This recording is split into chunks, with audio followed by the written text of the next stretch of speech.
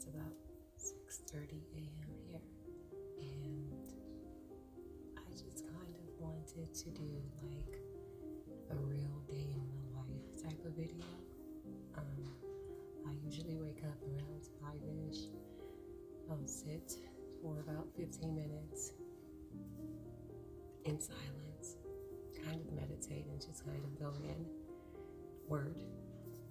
And then I'll start like small chores with like my dog, now the chicks, get a fire going if it's cold, and then I'll have coffee, and then I'll sit and read for about 20 minutes.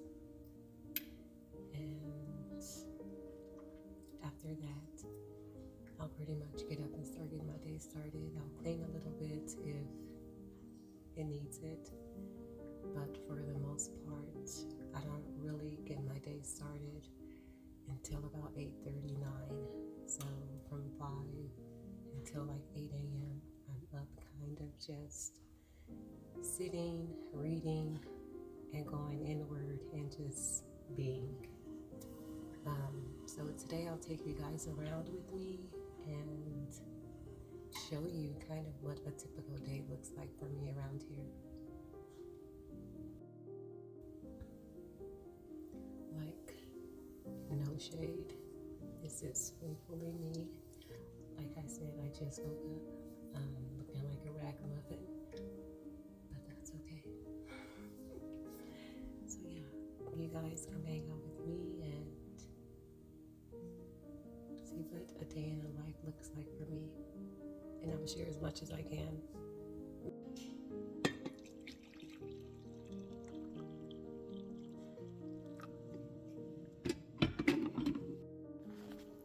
So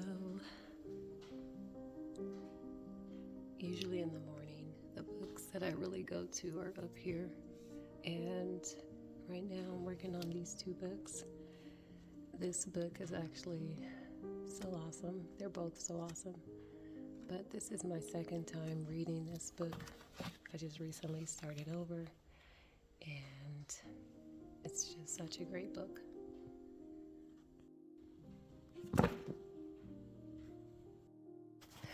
And the other thing I really love about this book is towards the back of it,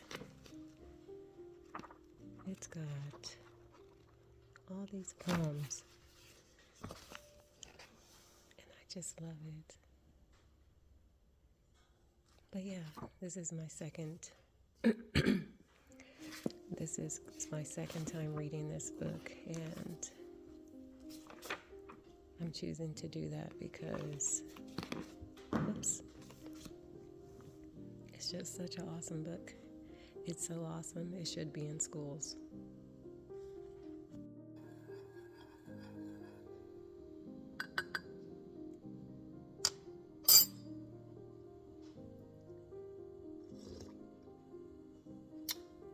Perfect.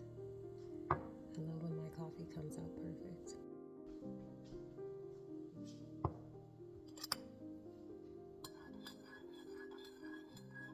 I have to warm up my coffee because I like it super hot, and the coffee pot just doesn't do that.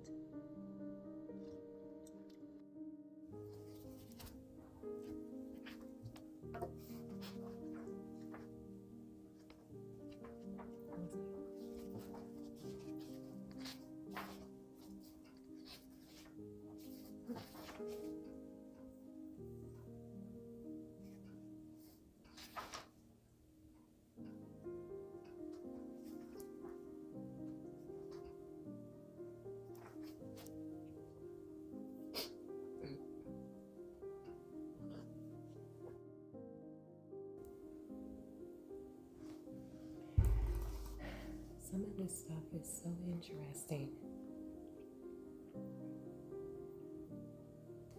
It boggles my brain. And that's why I'm deciding to read this for a second time, because not that it's just so interesting, it's just, I don't know, I can't even explain it. So The chapter I'm starting is called The Greatest Discovery of All Time, Mind. I'll just read a little bit to you guys. Man's first discovery of his ability to think was taken as a matter of fact. He had always been able to think. It was proof that he existed. It gave him the ability to know his needs and to supply them. It appeared to be an automatic thing. It came with him and would doubtless die when he died. The brain seemed to be the organ of thought, and, of course, when death stilled the brain, it would no longer operate. Does that even make sense to you guys? However, a day came when some wise man claimed that it is not the brain that does the thinking, or if the brain could think, it would keep on thinking when removed from the body. Yet, without the brain, a man could not think, which proved that something behind the brain used it as an instrument. Man does not think, so behind the brain, there must be a thinker. Little Daisy was the baby of the group. She was a little runt. And for the last week, she's been struggling. But I kind of didn't expect her to pass because it looks like she started doing better.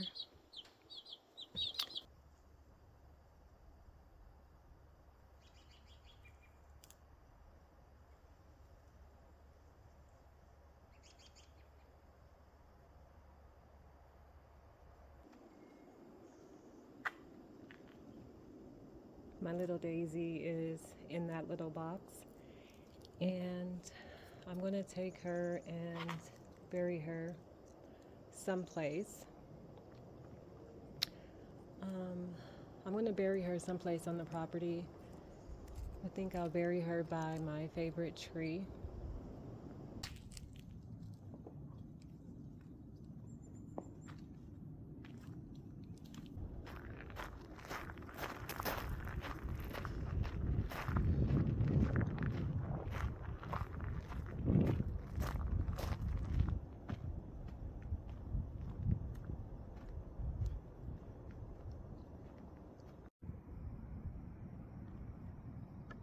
So my little Daisy's in this box, and my heart is really sad for the passing of my little Daisy. And I'm going to take her and bury her by my favorite tree on the property.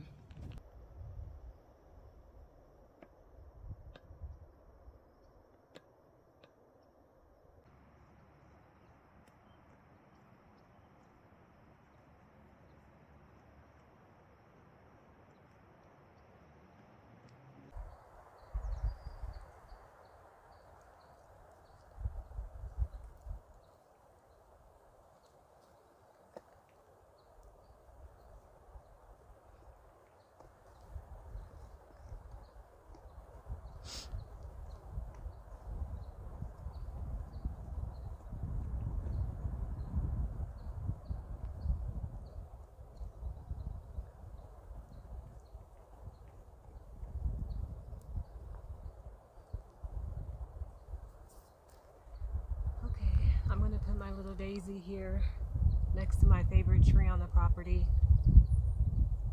And yeah. I really loved her because she was the little runt of the four. She was definitely the baby of the four, and by now, today is exactly 2 weeks that since I bought these little babies, and she's just been fighting and hanging on, and you can definitely tell that she was the runt and the baby of the group. And some days she's so spunky and her attitude is like, I'm here, I'm surviving, I'm doing this. And then some days she's just a fragile little baby chick. And this morning I went in to check on them and she was just very fragile baby this morning. So I picked her up and I held her and I kind of coddled her in my robe and covered her up, and she just kind of snuggled in and tucked her head in, and I just said, okay, maybe she's just tired today, maybe she didn't sleep last night, and I'll put her back in her bed and come and check on her in about an hour. And I came to check on her in about an hour and she was just laying there,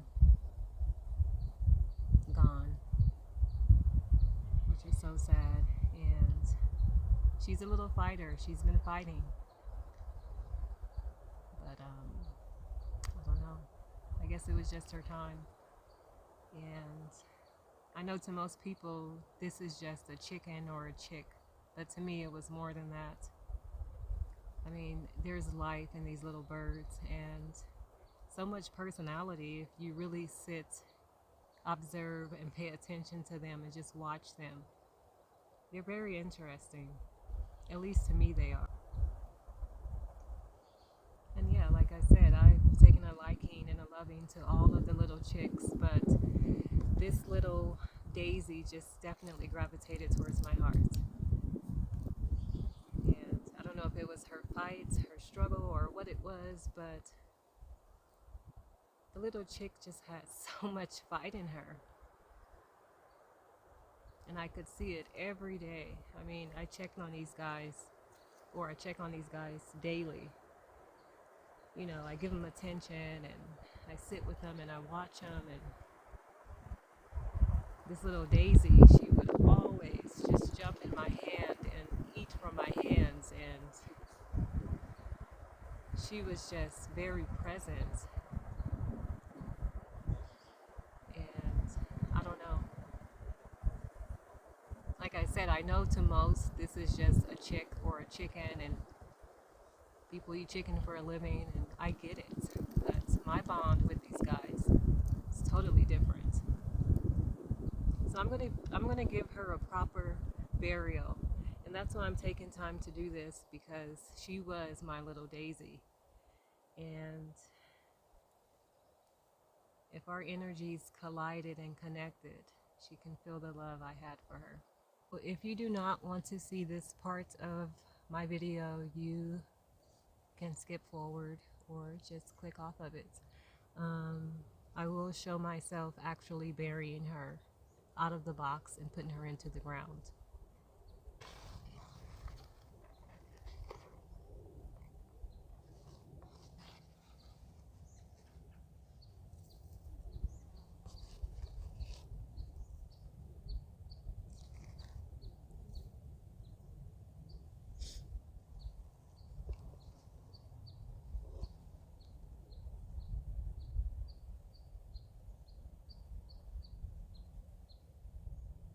There you go, darling.